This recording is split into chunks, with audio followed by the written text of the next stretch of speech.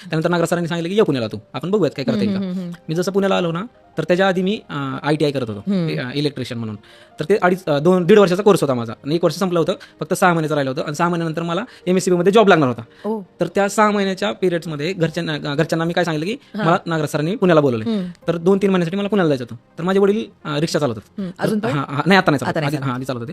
तर ते सांगायचे की मी थकलोय, मला सपोर्ट करण्यासाठी तुला आता हे काम करावं लागेल आणि फिल्म हे काम आपलं नाहीये, आज तू करशील उद्या तुला काम मिळेल माहित नाही, पुढे काय घडेल आपल्याला काहीच माहित नाही, तू कसं करणार त्यानंतर. तर घरच्यांचा सगळ्यात जास्त विरोध होता आणि बाकीच्या लोकांना वाटत होतं की ह्याचं काय नाही, ह्याच्या घरच्यांना आपण सांगून हे ओके म्हणतील. म्हणजे बाकीच्या लोकांना कसं होतं, आकाशचं, रिंकूचं आणि तानाजीचं. रिंकूचं तर काय नव्हतं, पण तानाजीच्या घरच्यांना त्याला कन्व्हिन्स करावं लागलं.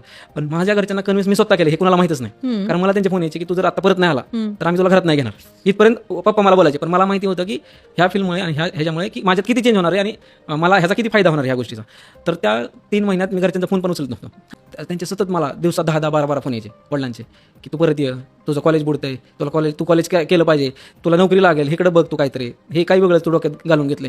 आणि 3 महिने मी अजिबात काय बोललो नाही.